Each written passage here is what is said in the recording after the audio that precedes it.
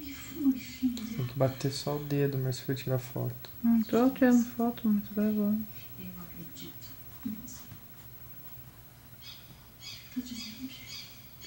Ai, que sono, mamãe.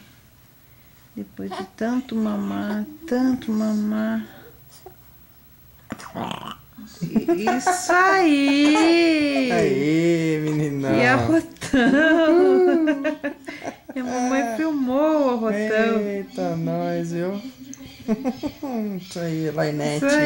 Isso aí! Coisa mais linda do pai. Eu arroto Mais mesmo. vulcanizenta do pai. Só vulcãozinho. Erupção, né? Erupção.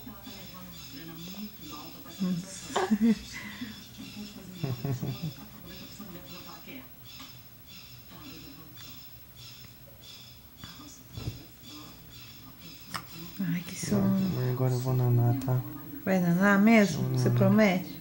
Você vai arrancar pelinhos do peito do pai.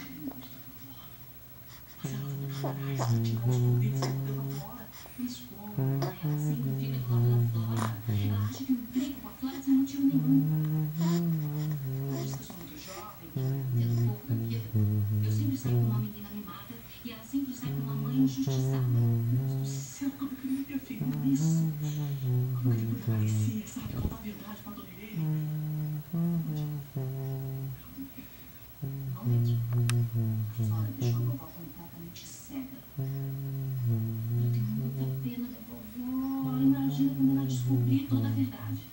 Imagina.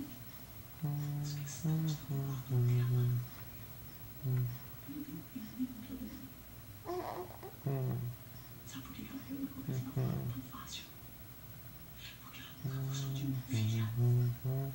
Uma antipatia que você não vê. Eu nunca entendi. Eu sempre fui gentil, sempre fui legal com ela. Se você soubesse que ela não pode legal, você vai fazer o Marcelo não querer se casar comigo. E se bobear foi ela que jogou o Marcelo em cima da flor pra ele se envolver. Ah, mamãe, também não exagera. É por isso que eu tô bom, às vezes me dá nos nervos. Opa, eu escutei alguma coisa. Soltaram um pum aqui. Soltaram um pum. Carinha aí. Você tem notícias do Dodge? Não. Não sei.